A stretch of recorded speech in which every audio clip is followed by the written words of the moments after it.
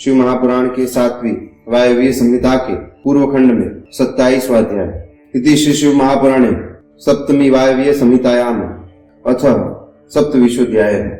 मंदराचल पर गौरी देवी का स्वागत। महादेव जी के द्वारा उनके और अपने उत्कृष्ट स्वरूप एवं अविच्छेद्य संबंध का प्रकाशन तथा देवी के साथ आए हुए व्याघ्र को उनका गणाध्यक्ष बना के अंतःपुर में द्वार पर सोमनंदी नाम से प्रतिष्ठित करना।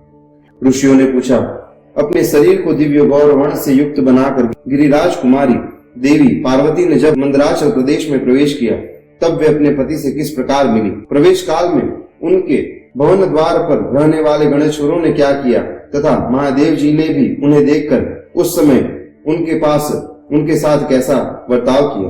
वायु देवता ने कहा, जिस प्रेम गर्भित रस के कारण अनुरागी पुरुषों के मन का हरण हो जाता है उस परम रस का ठीक ठीक वर्णन करना असंभव है। द्वारपाल बड़ी उतावली से राह देखते हैं। उनके साथ महादेव जी ने भी देवी के आगमन के लिए उत्सुक थे। जब वे भवन में प्रवेश करने लगी तब शंकित हो उन प्रेम जनित भावों से वे उनकी ओर देखने लगे। देवी भी उनकी ओर उन्हीं भावों से देख रही थी। उस समय उस भवन में रहने वाले श्रेष्ठ पार्षदों ने देवी की वंदना की। फिर देवी ने विनय युक्त वाणी द्वारा भगवान त्रिलोचन को प्रणाम किया। वे प्रणाम करके अभी उठने भी नहीं पाए थे कि परमेश्वर ने उन्हें दोनों हाथों से पकड़कर बड़े आनंद के साथ हृदय से लगा लिया। उन्हें वे अपनी गोद में ही बिठाने के लिए तत्पर हुए, पर तब तक पार्वती पलंग पर बैठ गई। फिर इसके बाद शिवजी ने मधुर मुस्कान से समन्वित हुई देवी को बलपूर्वक पलंग से उठाकर अपनी गोद में बैठा लिया। फिर मुस्कुराते हुए वे एकटक नेत्रों से उनके मुख चंद्र की सुधा का पान सा करने लगे। फिर उनसे बातचीत करने के लिए उन्होंने पहले अपनी ओर से वार्ता आरंभ की। देवाधिदेव महादेव जी बोले, सर्वांग सुंदरी प्रिय, क्या तुम्हारी वह मनोदशा दूर हो गई जिसके रहते तुम्हारे क्रोध के कारण मुझे अनुनय विनय का कोई भी उपाय नहीं सूझता था। मेरा मन स्वेच्छा से भी नहीं, तुम्हारे काले वर्ण से नहीं अथवा अन्य किसी वर्ण से अपहृत नहीं हुआ, जैसा कि तुम्हारे स्वभाव से अपहृत है, जिसके कारण हे शुभ्रू मैं बहुत ही चिंतित हो गया हूँ। जो भाव स्वेच्छा पूर्वक परस्पर अंग के संयोग से उत्पन्न नहीं होते, ऐसे परम भाव रूप रस को तुमने कैसे भुला दिया।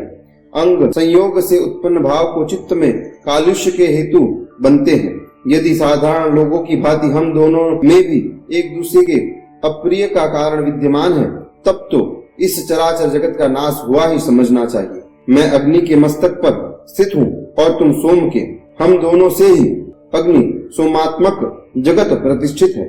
जगत के हित के कारण स्वेच्छा से शरीर धारण करके विचरने वाले हम दोनों के वियोग में यह जगत निराधार हो जाएगा।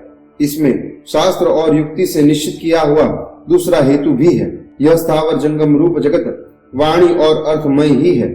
तुम साक्षात वाणी में अमृत हो और मैं अर्थ में परम उत्तम अमृत हूँ। ये दोनों अमृत एक दूसरे के विलग कैसे हो सकते हैं। तुम मेरे स्वरूप का बोध कराने वाली विद्या हो और मैं तुम्हारे दिए हुए विश्वास रूप बोध से जानने योग्य परमात्मा हूँ। हम दोनों क्रमशः विद्यात्मा और वेदात्मा हैं। फिर हम में वियोग होना कैसे संभव है। मैं अपने प्रयत्न से जगत की सृष्टि और संहार नहीं करता। एकमात्र आज्ञा से ही सबकी सृष्टि और संहार उपलब्ध होते हैं। वह अत्यंत गौरवपूर्ण आज्ञा तुम ही हो। ऐश्वर्य का एकमात्र सार आज्ञा शासन है, क्योंकि वह स्वतंत्रता का लक्षण है। आज्ञा से युक्त होने पर मेरा ऐश्वर्य कैसा होगा। हम लोगों का एक दूसरे से विलग होकर रहना कभी संभव नहीं है। देवताओं के कार्य की सिद्धि के उद्देश्य से ही मैंने उस दिन लीला पूर्वक व्यंग्य वचन कहा था।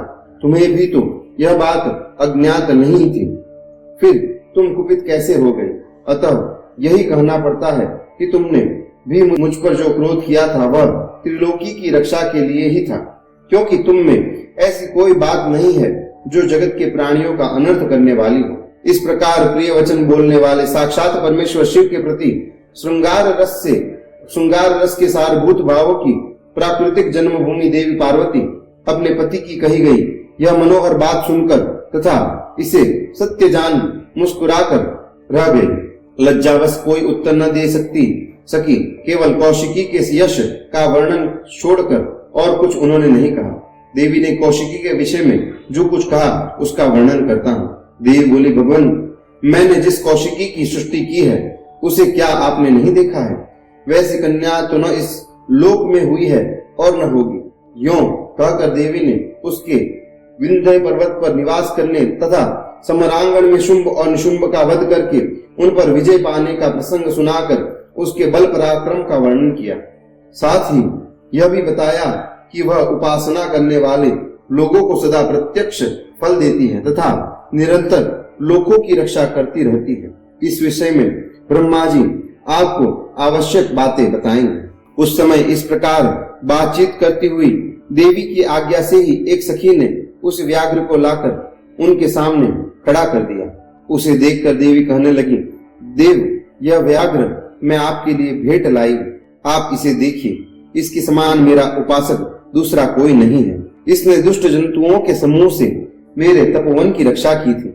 यह मेरा अत्यंत भक्त है और अपने रक्षणात्मक कार्य से मेरा विश्वास पात्र बन गया है। मेरी प्रसन्नता के लिए यह अपना देश छोड़कर यहाँ आ गया है। महेश्वर, यदि मेरे आने से आपको प्रसन्नता हुई है और यदि आप मुझसे अत्यंत प्रेम करते हैं तो मैं चाहती हूँ कि यह नंदी की आज्ञा से मेरे अंतःपुर के द्वार पर अन्य रक्षकों के साथ उन्हीं के चिन्ह धारण करके सदा स्थित रहे। वायुदेव कहते हैं, देवी के इस मधुर और अंततो गत्वा प्रेम बढ़ाने वाले शुभ वचन को सुनकर महादेव जी ने कहा, मैं बहुत प्रसन्न हूँ। फिर तो वह व्याघ्र उसी क्षण लचकती हुई स्वर्ण जटित बैत की छड़ी, रत्नों से जटित विचित्र कवच, सर्प की सी आकृति वाली छुरी तथा रक्षकोचित वेश धारण किए गणाध्यक्ष के पद पर प्रतिष्ठित दिखाई दिया। उसने उमा सहित महादेव और नंदी को आनंदित किया था, इसीलिए सोमनंदी नाम से विख्यात हुआ। इस प्रकार देवी का प्रिय कार्य करके चंद्रार्ध भूषण महादेव जी ने उन्हें रत्न भूषित दिव्य आभूषणों से भूषित किया।